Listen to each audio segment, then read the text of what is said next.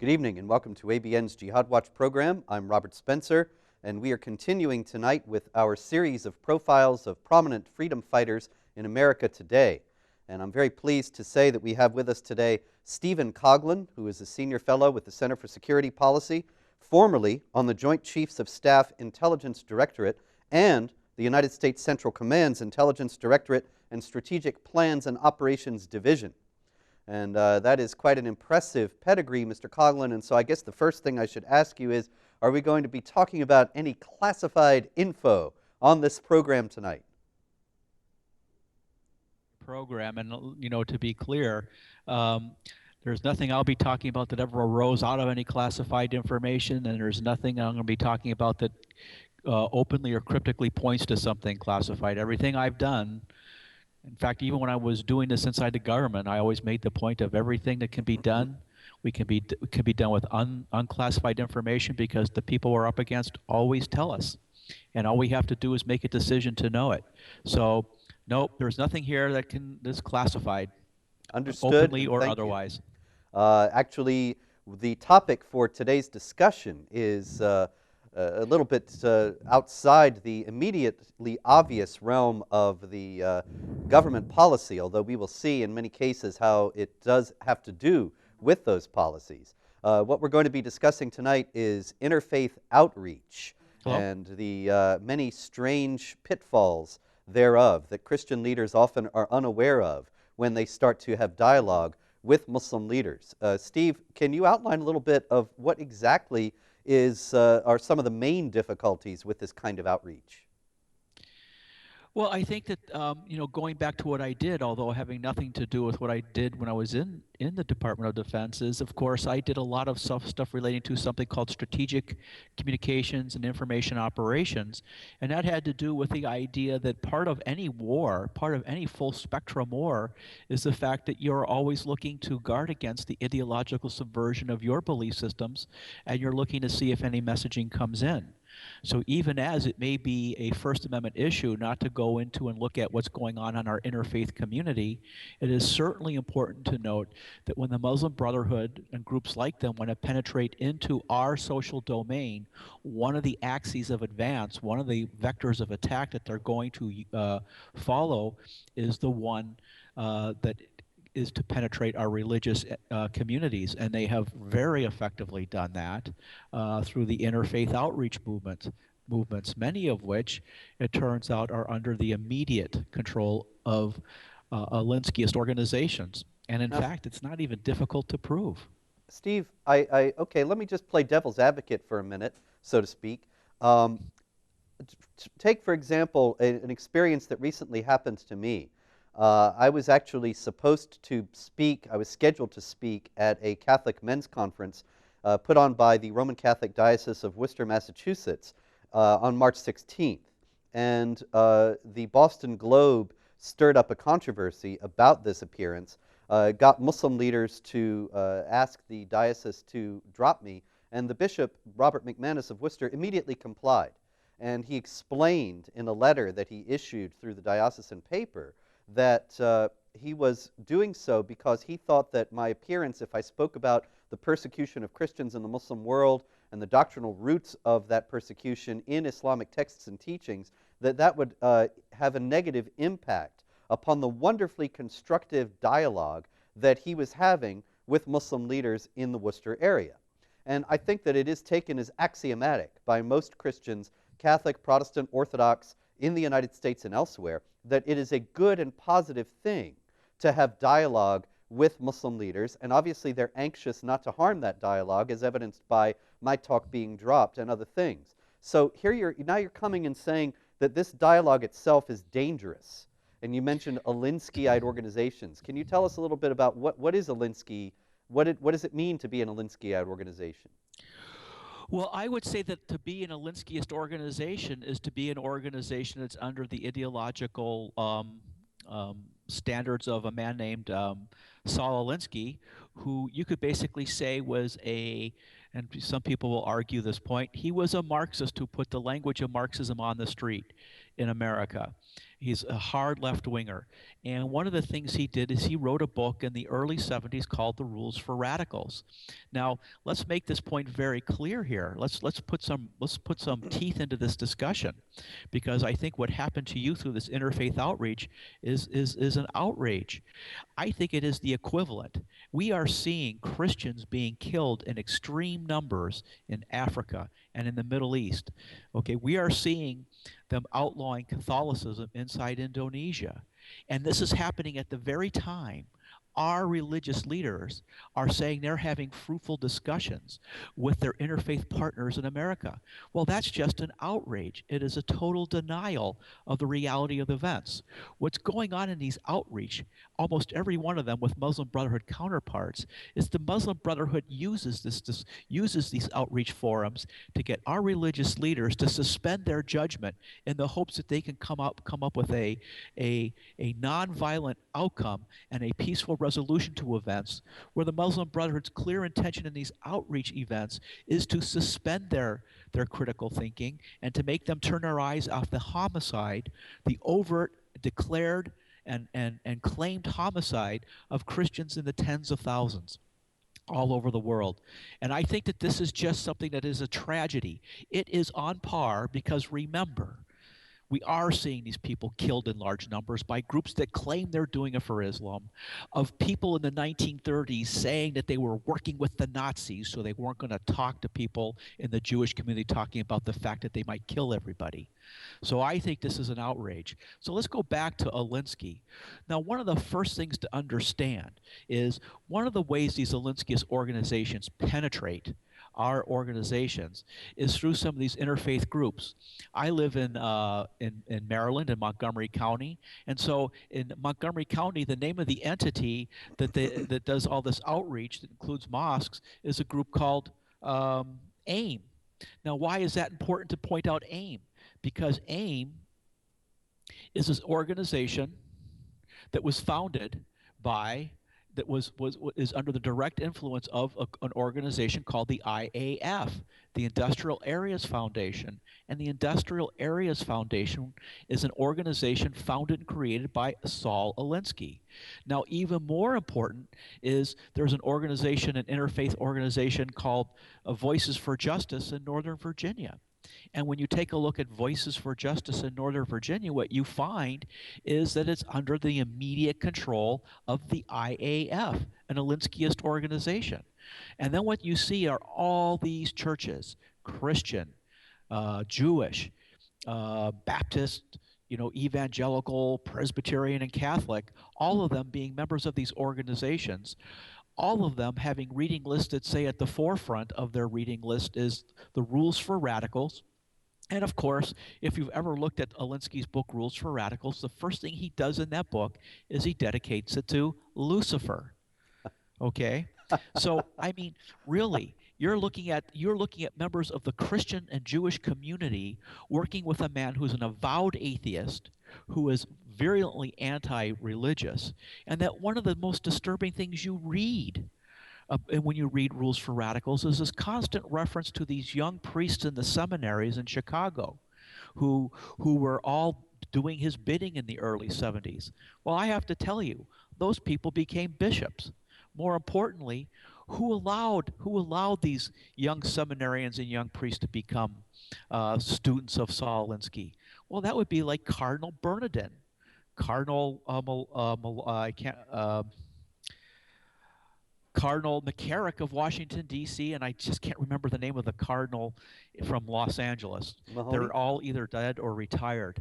And so you see that there was a huge effort to push this Marxist, hard left-leaning agenda into the Catholic domain. Now, I'm going to speak only in terms of being Catholic because, of course, I am Catholic, but when you go to the list of entities that are affiliated, you will find that that the interfaith outreach is completely non-denominational. And I wanted to bring up Voices for Justice, the Alinskyist organization in Northern Virginia, because who is also a member of that? The Dar al-Hijra Mosque. The Dar al-Hijra Mosque, which was run by a man who at the time we said was a member of the Muslim Brotherhood, but who we later came to understand was the number 3 person of Al-Qaeda. Anwar al-Awlaki, the same person who was the mentor to the Fort Hood shooter, Major Hassan, the same person who seems to have housed some of the terrorists on 9/11. These are the people, our Christian outreach members in these communities. These are the people your bishop is listening to in Massachusetts when he's deciding that he will go after a faithful, factual Christian man, you, for speaking facts that cannot be controverted about their activities, because he values his relationship with these murderers more than he values his fidelity to his faith and to the people in his flock that he, as the shepherd, is supposed to protect. You know, This is Steve, nothing short of opening up the sheep to the wolf. yeah, absolutely. I just had to interject there that if in case anybody thinks that you're being hyperbolic, one thing that I can tell you about the Muslim leaders who complained was that the signatory of a vicious letter full of libels that was written to the bishop denouncing me and demanding that my appearance be canceled was the author was Abdul Qadir Asmal, who is a doctor in the Worcester area who was actually barred under mysterious circumstances from practicing medicine in 2011. And he is an open, self-professed friend and supporter of the convicted jihad terrorist Tariq Mahana, who was convicted and is now serving 17 and a half years in prison for conspiring to aid al-Qaeda. And so we have here the specter of a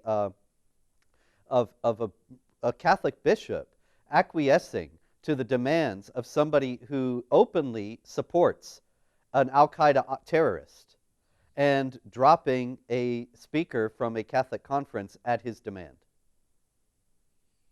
Well, not just a Catholic speaker, but one who's willing to discuss facts that you could put in evidence to prove the validity of your claim, not just in terms of what is going on, but the fact that the people who are trying to stop you are affiliated with a group that can be immediately tied to documents like the explanatory memorandum that say that their mission in America is to destroy America by getting half-witted leaders, political and religious, to undermine their own systems, belief systems if it's in interfaith, or governmental systems and constitutional systems if it's in the government. Tell That, us what the explanatory memorandum is.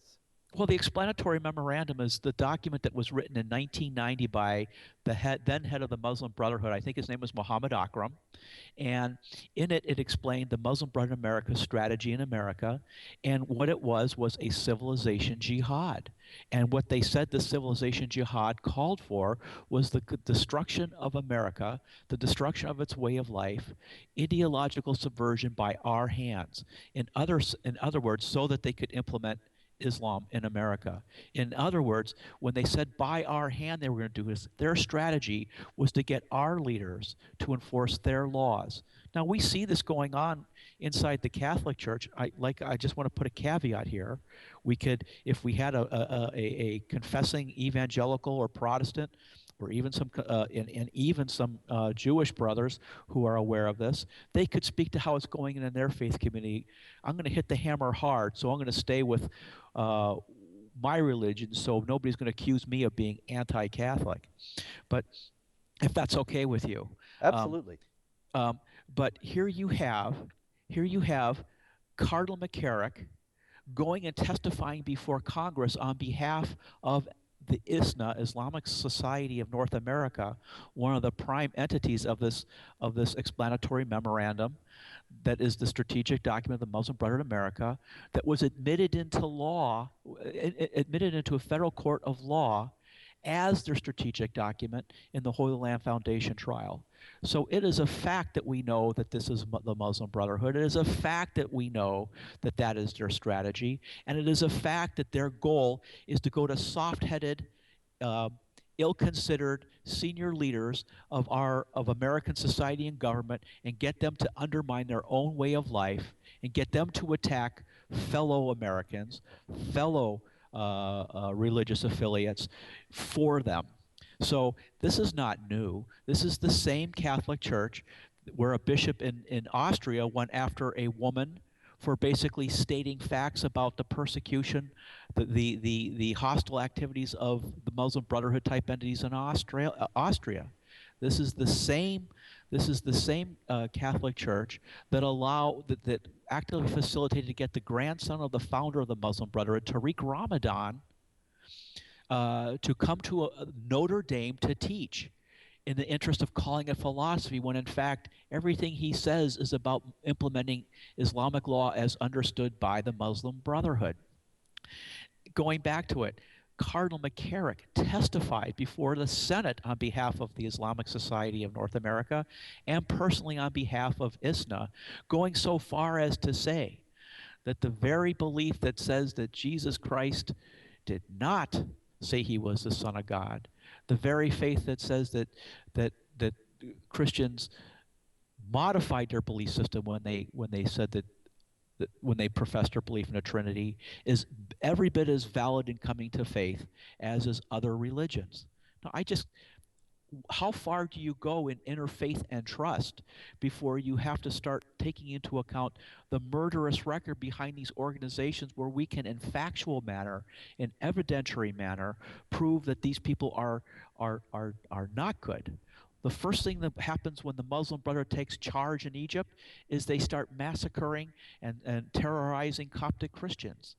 The very thing that we start seeing when we listen to the story in the big picture in Syria, it's about how there's massacres going on in Syria, and the inference is that this is the Assad regime.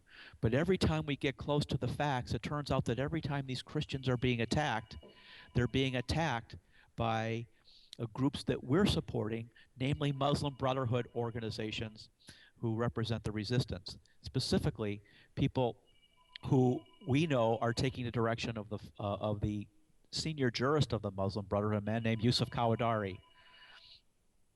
So I'm sorry for my phone ringing in the background there. No problem. But what I am wondering about when I'm listening to all this is it's just so extraordinary as to be unbelievable.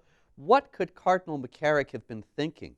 In other words, how is it that these groups, with their links to the Muslim Brotherhood and their links to Hamas, how do they sell themselves to somebody like Cardinal McCarrick or Bishop McManus in Worcester so that they think that they're on the side of the angels, so to speak? They think that they are groups that they should be working with, that it would be a positive thing for them to do so instead of running the other way. Well, I have to say, and I put together a brief a year or two back, and I called it the death of discernment. And there's a part of me that kind of holds that the very same leaders of the Catholic Church in the 70s who took a turn toward the Linskyist, in a very book where the book was dedicated to Lucifer, are the very people doing this stuff today. And I think what's happened is they've totally lost the ability to discern when they decided to undertake the things they did back in the 70s and 80s, which was to suborn or subordinate the language of Catholic theology, the language of Catholic social justice, and put it in the service of a much more socialist statist understanding of socialism, so that I think that now they're looking at these organizations like the Muslim Brotherhood, and the Muslim Brotherhood wants to come in and say, hey, we want to have an interfaith outreach, we want to connect with you, and they'll use all this already, bizarrely recast language. Of course, one of the things Alinsky's goal is to do is to take terms, sacred ideas, patriotic and religious, and redefine them without telling people. So all of a sudden, you hear people talk about our way of life or our belief, and all of a sudden what you're seeing is that these people are saying, well, if you were truly Catholic, you would vote for Obama because he will put money, he will use state authority to fund people. Not if you were a Catholic, you would understand it's your mission in life to help the poor. Do you see what I'm saying? Yes. And all of a sudden you start to see this evolution in the way things go, and it's in that domain. It's in that interfaith outreach domain that we see the Muslim Brotherhood do a direct inject. So they're very comfortable. Of course, Syed Qutb, the man who wrote the book Milestones, which is the basic strategic overlay of how the Muslim Brotherhood sees their march to power, which they've followed religiously. I hate to use that term. They are very familiar with the use of the word social justice. So with these left-leaning senior people in the church already rebranding and reusing the word social justice to mean things that are not classically Catholic, it's just one more step for groups, for Muslim Brotherhood groups, to take it one step further and say, well, we're for social justice too. And of course, for them, social justice is Sharia law. And they can couch that language of Sharia law in the language of social justice that was rebranded and remixed by these lefties to further these agendas. So I think what we're looking at is a total collapse of discernment on these people's parts. We can have interfaith outreach with any number of people, but it's just like anything else. It's like doing arbitration as a lawyer. At a certain point, when you go in to do arbitration, you're never supposed to lose sight of the equities you are to defend. And the Muslim Brotherhood's goal in these outreach efforts is to get their counterparts, all of whom they believe to be gullible, uh, to get so committed to success in the personal relationship and in success in the personal relationship to want to show progress that they will turn on their co-religionist, their Jewish co-religionist, their evangelical co-religionist, their Protestant co-religionists, and their Catholic co-religions, and get them to attack them for being, now here's a term that's been rebranded in an Olinskius fashion, uncharitable. The Olinskius meaning in the Catholic Church of uncharitable is to say anything true that would cause people to get uncomfortable. That's why I get in So, trouble. well, you see, but that's not what charity means in Catholic theology and broader Christian theology. Because in the name of charity, you're supposed to speak truth to power. But what Yes, we're hearing now is charity is that you're not allowed to express an opinion that would cause people to be upset, absolutely. That's even if it's exactly the true. idea behind we can't have discussion of the persecution of Christians by Muslims because that will upset these Muslims that we're talking to. And Yes, and we need to make these people, we need to make people like that bishop understand that he is more interested in satisfying the subjective feelings of his outreach buddy than he is for the mass murder of Christians that's going on while he's eating cake with the imam. well, he said they And he needs condemn to that. have that thrown in his face every time that comes up. He Because said I will tell he you, talked to the Muslims and they said, "Oh, they're against all that," and well, of so course that they're was good saying enough for that. him. And of course, all they have to do, all the bishop has to do is go get a book. It's called The Reliance of the Traveler.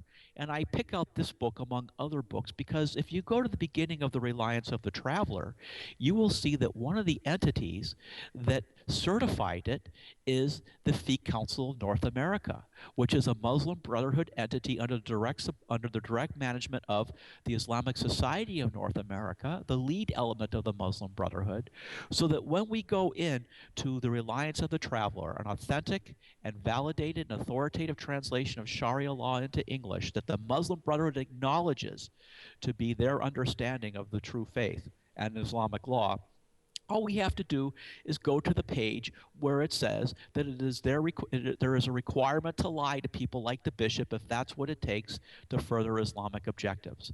And in showing that that is true, we can remind the bishop that it is a fact that the Fiqh Council of North America is associated with the Muslim Brotherhood. It is a fact that ISNA controls that organization. It is a fact that the Reliance of the Traveler represents the view of Islamic law as represented by their coalition outreach partners. And it is a fact that it is incompetence on his part that he hasn't done the due diligence, okay, to understand that their rule book, published in English that they could go to any mosque associated bookstore to get, says precisely that they're to engage in disinformation with them if that's what it takes. But we can go even further. There's a man named Siddiqui. I'm just forgetting his first Muzamil name. Siddiqui? Not Muzamil Siddiqui. He wrote a book called The Methodology of Dawah. And Oh, he wrote The Methodology of Shamim Dawah. Siddiqui, isn't it? What is it? I think Shamim Siddiqui. Shamim Siddiqui. In 1989, he wrote a book called The Methodology of Dawah. Well, he was for a very long time the publications director for another known Muslim Brotherhood entity called the Islamic Circle of North America, ICNA. known Muslim Brotherhood affiliate, known named entity in the explanatory memorandum understood to be carrying out the objectives of the Muslim Brotherhood. And what does this book do? It talks about how they are going to infiltrate American systems and American institutions like the religious institutions for the specific purpose of subverting them. So they come right out and say, in this book, written in English, by the way, the cover of the book says Methodology of Dawah. But when you open it to the inner page, because this book was not available for a very long time to non-Muslims, the actual name of the book is Methodology of Dawah Allah in America, or in American perspective. So this book is the book that they use to talk about how they are going to subvert the Christian community through these outreach programs.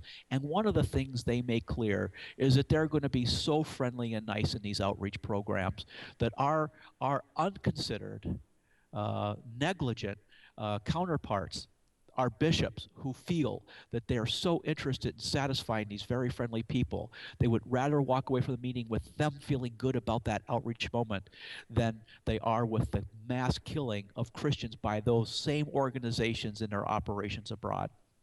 They Actually, just give I them should stop fine talking about this words. because I just get really angry about it. Because at a certain point, at this level of those people, those bishops aren't like you, or I'll say aren't like me, just a regular person who goes to church who, could always know more. These are the shepherds of the flock, and their job is to understand what puts their job is to know what a wolf looks like when it puts the flock at risk. Oh, absolutely, Steve. Am I answering your question at all? Oh, very much so, very much so. I much appreciate it. We're coming up to the time for a break, and so we're going to go to some important messages. This is ABN's Jihad Watch program, and we'll be right back after this.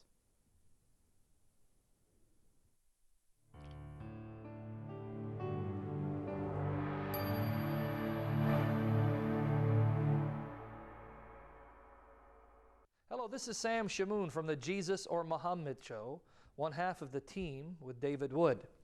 I'm here exhorting my brothers and sisters in the Lord Jesus Christ who've been blessed by the programs at ABN, especially by the Jesus or Muhammad Show, to consider and prayerfully consider to partner with us financially because, as you know, ABN is a viewer-supported satellite station. In order for us to continue to broadcast the gospel of the Lord Jesus Christ, not just to Christians, but also to Muslims, and not just to Muslims, but to those who are sitting on the fence and are considering embracing a worldview or seeking after God, ABN wants to reach these people, but can only do so with your financial support. So I'm encouraging my brothers and sisters to come alongside ABN and make a financial contribution to continue Jesus and Muhammad and other shows with the purpose of preaching the gospel of Jesus Christ, seeing Christians get strengthened in their faith, Muslims coming to saving faith in Jesus, and others turning to Christ as their only hope and Savior. But again, we cannot do this if the support does not come in to continue to broadcast these shows. So would you please consider prayerfully asking God whether He'd have you support us on a regular basis so that we continue these programs and continue to bless the people of God, preach the truth of the gospel to the non-Christians, including Muslims, so that in everything we say and do, that Jesus Christ will be glorified and that His gospel will spread throughout the entire world. Would you please join us financially? Thank you so much.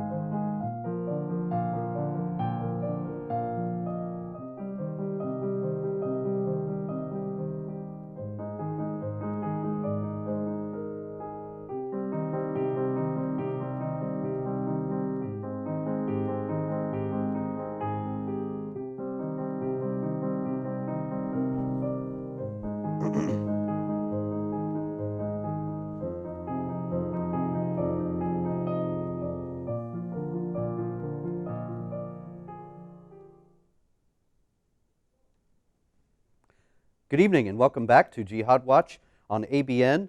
I'm Robert Spencer, and our guest tonight is Stephen Coughlin, who is formerly of the Joint Chiefs of Staff Intelligence Directorate and is a senior fellow at the Center for Security Policy.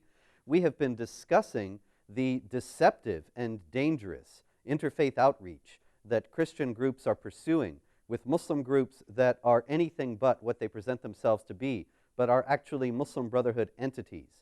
Now, Steve, is this going on in Europe and even endorsed at the Vatican, or is it just a United States phenomenon? Oh, I think it's a global phenomena. I think that, however, and this is where I've worked on this. I think that we have is a situation where I think the current Pope, Pope Benedict, very much gets this issue and has very much stepped out as far as he can on it. And I think he has found that he has gotten pushback from within the church. Like, for example, the U.S. Conference of Catholic Bishops, that again is more interested in getting along with their outreach counterparts, so they can say, "Gosh, we had great falafel, we had a great meeting, and he's really a friend." And who cares whether that the Muslim Brotherhood is also overseeing the mass persecution of Christians abroad? Because we're making headway. By the way, next week we're going to go down to Florida and have a nice little meeting. I hate to sound so critical, but I mean, I try to think of how people decided to close their eyes in the 1930s. And if I could I make a plug for something? Of course, absolutely. First of all, I found the quote. Now, this is not, I don't intend this to be a Islamophobic statement or an anti-Muslim statement. It's one in which, if you are Catholic, you can never believe this. If you're Catholic, you can never believe, or Christian, you can never believe that Jesus Christ is not the Son of God. And Islam categorically believes that. It denies the Trinity. So when Cardinal McCarrick is speaking and he says, I'm going to read this, if a person sees the Quran as proof of God's presence in the world, then I cannot say don't embrace the Quran. I'm scratching my head and saying, what? And this is something that was reported back in September 2010. The plug I want to give is there was a book written by a German philosopher back in the 1970s, I believe. His name was Joseph Pieper. And the name of the book was The Abuse of Language, the Abuse of Power. And in this book, he explained how the Nazis, by coming to be able to abuse the language, were able to get power and to abuse power. And he wrote this book to explain how that's what the East Germans and the Soviets were doing in the 70s. The interesting thing about this book is that he used nothing other than the dialogues of Plato back in 500 BC to make his explanation for how this works. And most interesting is his discussion on the use of flattery, and how flattery, when used in the political domain, is almost always used by those who want to corrupt and want to undermine by getting the upper hand, of course. So his discussion of this concept of flattery is one that puts people who are supposed to be legitimately in charge on warning that flattery in that domain is almost always a precursor to the usurpation of their power. And of course, the book, The Methodology of Dawah, written by Shamim Siddiqui, basically talks about the fact that their job is to be so cloyingly friendly, that these leaders in politics and religion just fawn all over themselves, wanting more than anything else, more than their faith, to get along with these guys, always claiming that they're just one turn away from having a breakthrough, not understanding that while they have their nice meetings, people are being killed, and so ignorant in this reality that they will take the lead on the Muslim Brotherhood's behalf to silence co-religionists when they speak in factual terms about these massacres and the collapse of our rights and freedoms, not to mention the collapse of our faith. Because what does it say about our senior religious leaders that they could have lost such a level of discernment in their own faith that they don't even understand the wolf as he tries to gain access through him to the flock?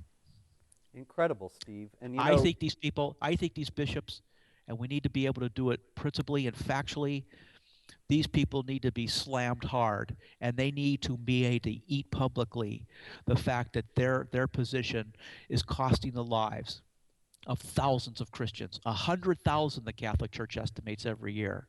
This needs to be thrown in their face. And when they start to look for exceptions, it needs to be say, no mas, no mercy. Because you had no mercy for the people being killed because you like your friendship. You like your special relationship. Well, you have it, and we're going to make you wear it until you understand that this is a disgrace. I'm Well, sorry. no, That just you're absolutely so right, angers me. Steve. In light of this, though, let's emphasize something you said a minute ago. You said that these guys are unflaggingly polite, friendly, charming, accessible, and they charm their Christian counterparts. But then you said that they go away thinking real progress is being made, or we're right around the corner from a breakthrough. Now, let's emphasize that point. The breakthrough that they're talking about, it's just all talk. It never, am I correct in saying that never do the Muslim groups say, we're going to go back into the Muslim world and work in Egypt or Nigeria or Pakistan to improve the situation of Christians there and to lessen the persecution? No, I would have to disagree with you. It is Oh, not yeah. all talk, because it's more than just talk. It is about using this type of narrative to get those leaders to suspend their critical thinking at a time when their critical thinking and their spiritual discernment is most necessary to understand that while they are doing this, these same organizations, through their other elements abroad, are engaged in the active persecution of Christians. So that's even worse. This is not neutral language. It is not cost-free. This is the objective of the outreach by the Muslim Brotherhood entities that want to engage in this. And we have their books. So we know this. So on top of everything else, you have these bishops engaged in the bishop you're talking about, the USCCB, that entertains these ideas. You have them in a situation where they are negligent in their duty. Incredible. And Remember, I guess the thing Brotherhood is that didn't attack you. They got the bishop to attack you. Oh, yeah, absolutely. Yes, you're absolutely right. And of course, it's not just that I'm a singular case. This kind of thing happens all over the place, that these outreach, interfaith meetings are taking place, and the Christians come away with nothing. It's absolutely right and important to emphasize that the Christians come away with maybe promises or with flattery, but the Muslims go away with active assurances and with real action on the part of the Christians to stifle any criticism of what's going on in the Muslim world vis-a-vis the Christian minorities. Oh, absolutely. Absolutely. So my disagreement with you was their decision to allow themselves to be in that posture is a successful outcome of an information campaign that is geared to suspend awareness at a time when, had they been aware, they would, excuse me. Oh, I hope that didn't blow out your mic. It's fine. Of just that persecution. Yes. So they become active enablers, and they can't be allowed to not wear that, in my humble opinion. Well, you're absolutely right. It's difficult to know how to deal with it. I mean, I'm sorry to keep coming back to this particular case, but it is something that's just happened in the last few weeks. There was a petition started by a supporter of mine who he thought that maybe a petition would help, and I actually was dubious, but he was very insistent on the point, and so we went ahead, and it got well over 3,000 signatures, and the bishop is aware of this. But he has never made any comment about it, and he's absolutely immovable. And so one Muslim leader complains, and the Boston Globe writes a negative story, and he caves in, whereas 3,000 people on the other side mean nothing. If I use the language of Islam and say that the Muslim Brotherhood is just happy as can be, that the USCCB is in an active state of submission to the Islamic world, and that will do its bidding, that would end up being true, even as the language sounds very harsh. But I will tell you, it's not as harsh as going on a Boko Haram webpage and watching them burn Christians alive. Okay? Yes. You know, that's maybe every time we have these fools do this stuff. And I'm sorry, I just, you hit a topic that sometimes just really angers me. We should say on this week, here are the people who died by their co-partners abroad, that we can immediately touch it. And this hits a point. This is not an issue of equally weighted facts.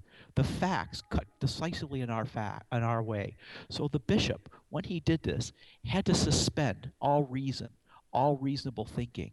He also has to deny the history of the church, which has been in a 1,000-year struggle with these very same people on these very same issues.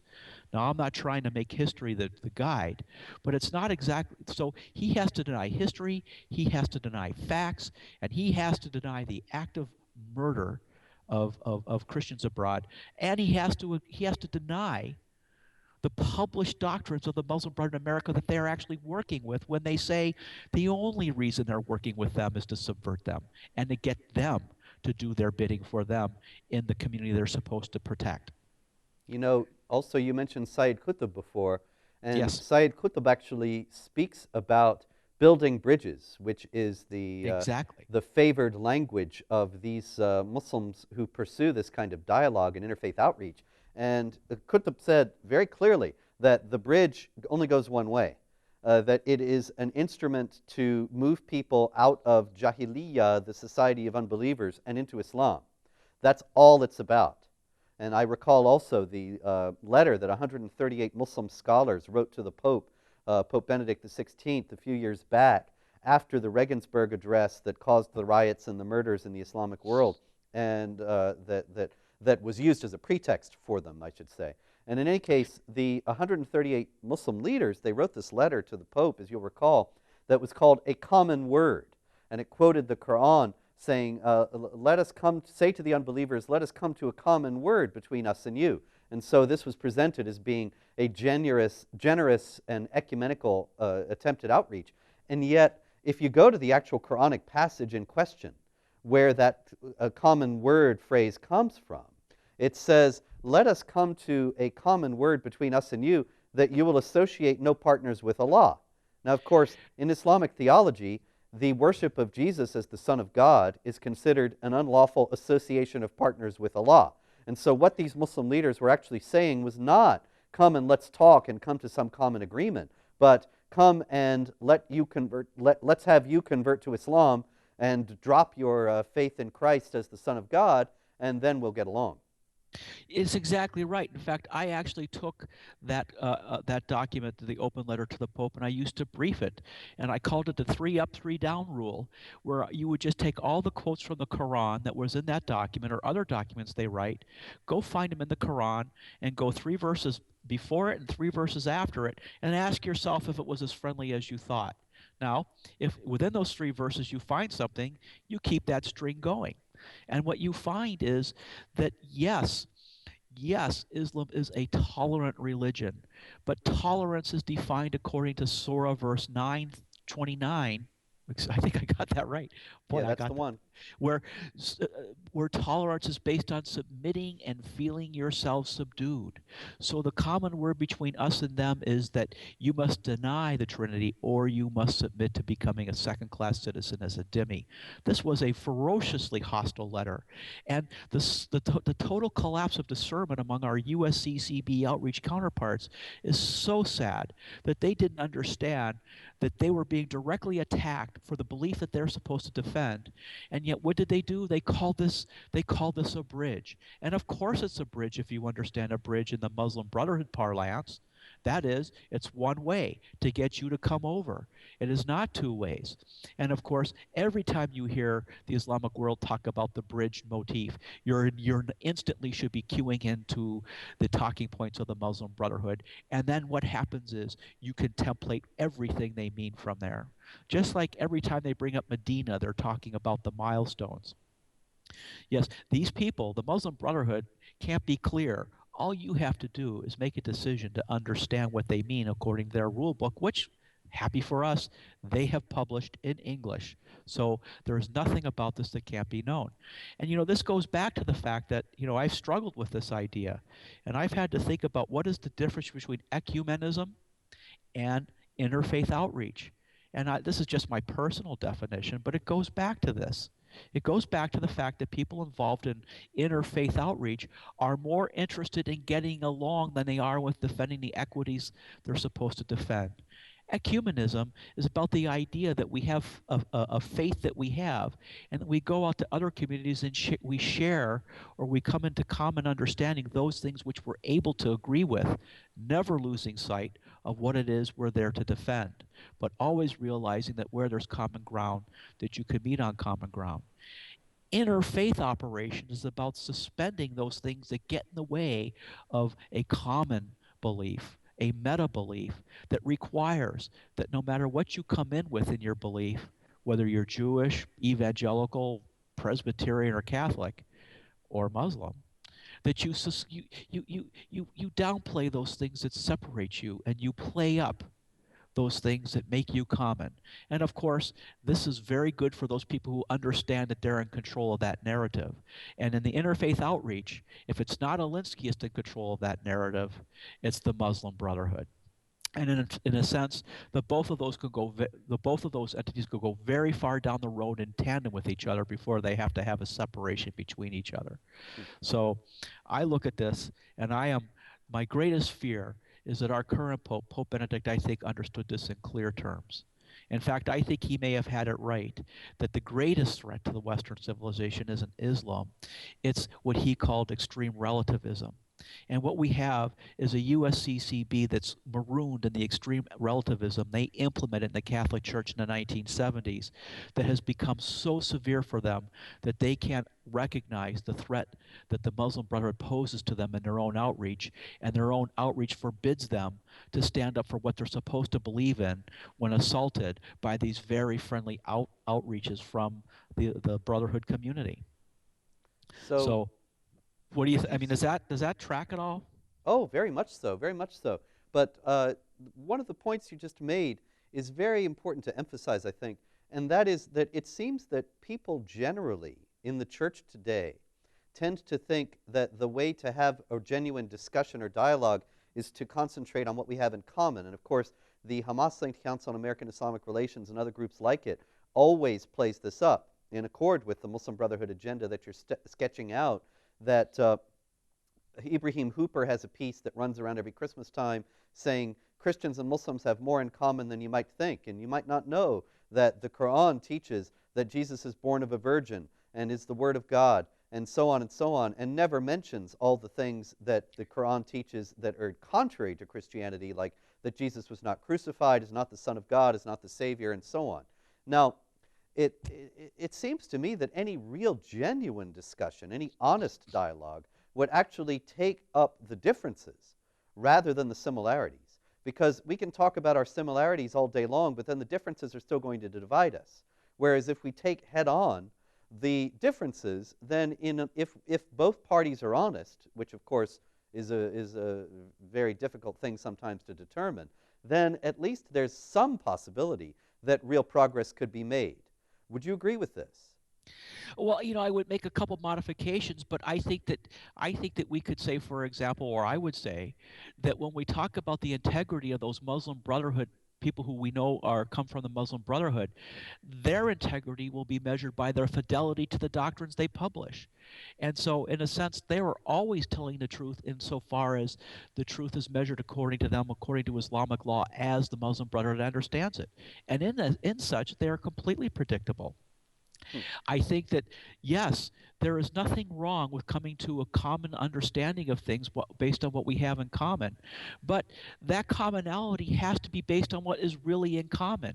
And when you're talking to somebody whose membership in organizations makes it clear that they do not come with clean hands, their job is to undermine, that when you come in and put that aside in the interest of getting along, you're giving away that these people doing this outreach, this interfaith outreach, they have equities they're supposed to defend, and the things they're supposed to come to a common agreement on really have to be common.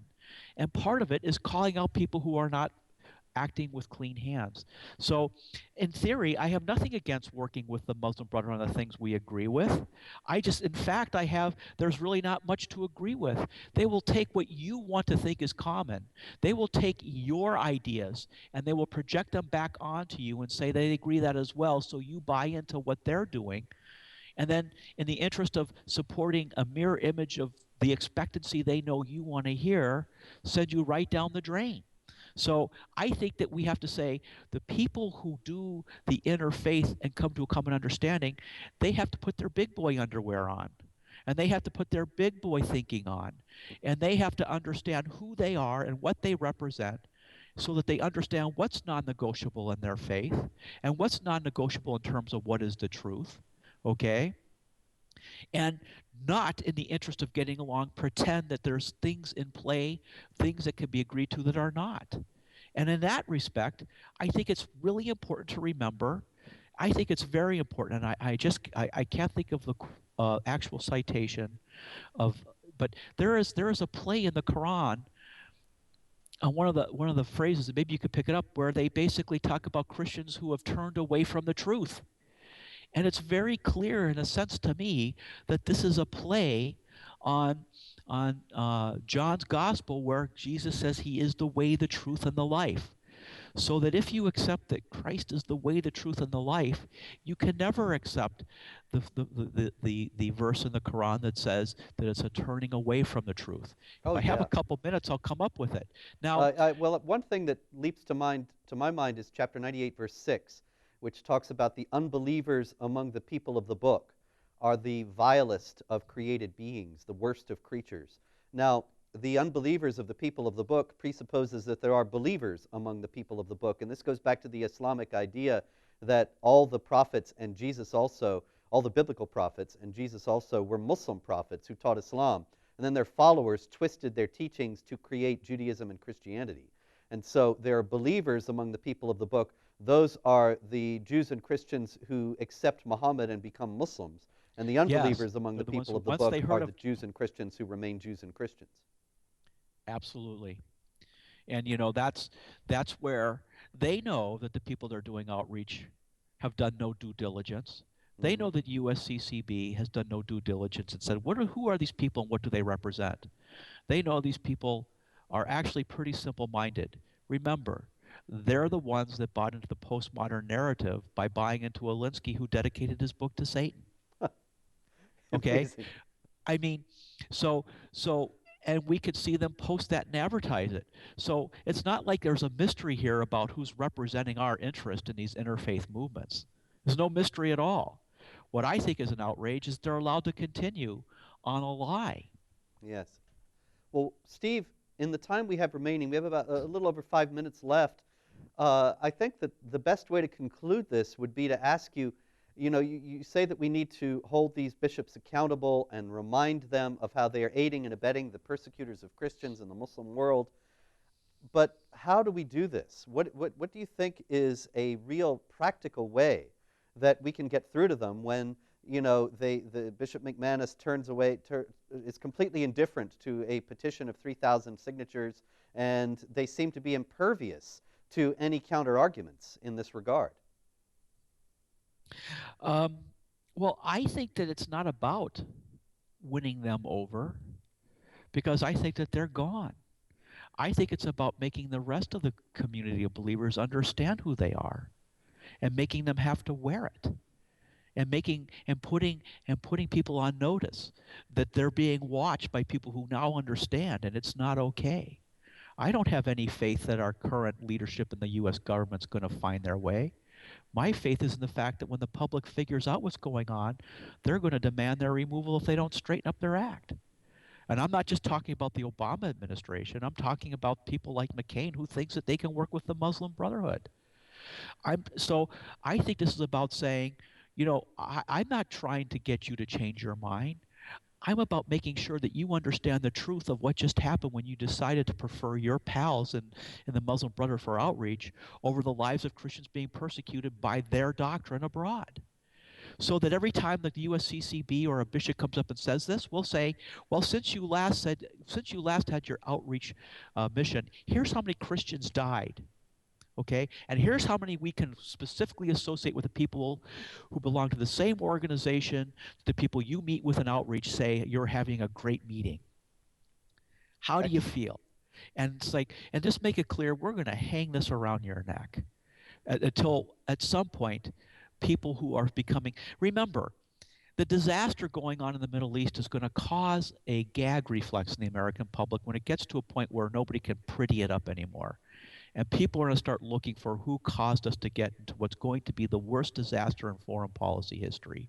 And they're going to see right there the USCCB, Cardinal McCarrick, right next to Hillary Clinton, Secretary of State, fomenting a message, the Secretary of State fomenting a message that the mass murder of Christians in places like Nigeria by Boko Haram, the Al-Qaeda of Nigeria, that openly declares that they're going to attack churches because they're infidel Christians, have that same State Department declare, with our cardinal sitting right next to her in these foreign policy discussions, that Boko Haram does not act out of religious persecution. It has to do with social justice issues. Make people look at that and say, who are you people? Who are you?